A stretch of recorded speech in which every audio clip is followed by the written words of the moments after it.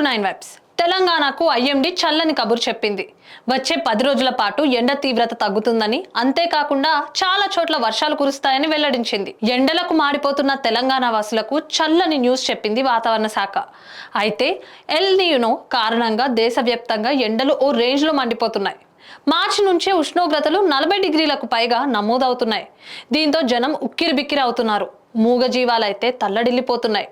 ఈ క్రమంలోనే 4 రోజుల క్రితం ఉపరితల ఆవర్తనం ప్రభావంతో రాష్ట్రంలో పలు చోట్ల వర్షాలు కురిశాయి. మళ్ళీ 2 రోజులు బాణుడు బగ్గుమంటున్నాడు. ఈ క్రమంలోనే ఐఎండీ మళ్ళీ వర్ష సూచనలు ఇచ్చింది. వచ్చే 10 రోజులు అంటే ఏప్రిల్ 25 వరకు వర్షాల కారణంగా ఉష్ణోగ్రతలు పడిపోతాయని తెలిపింది. ఎండలు వడగాలులు కూడా ఉండవని పేర్కొంది. సాధారణ ఉష్ణోగ్రతలు నమోదవుతాయని వెల్లడించింది.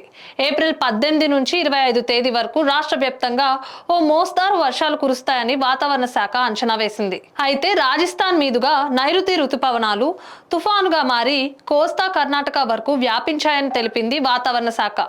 దీని ప్రభావంతో ఉష్ణోగ్రతలు మరో 5 రోజులు సాధారణం కన్నా తక్కువగా నమోదవుతాయని ఐఎండీ అంచనా వేసింది.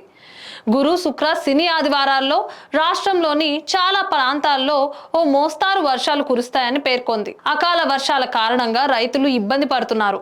అయితే పంటలు ఇప్పుడే చేతికి వస్తున్నాయి. ఈ తరుణంలో అకాల వర్షాలతో పంటలు దెబ్బతింటాయని రైతులు ఆందోళన వ్యక్తం చేస్తున్నారు. మామిడితో పాటు కూరగాయల రైతులు కూడా ఐఎండీ సూచనతో ఆవేదన వ్యక్తం చేస్తున్నారు. పంటలను కోయడానికి రైతులు వెనకాడుతున్నారు. ఇలాంటి మరిన్ని అప్డేట్స్ కోసం స్టే ట్యూన్ టు 9 వైబ్స్.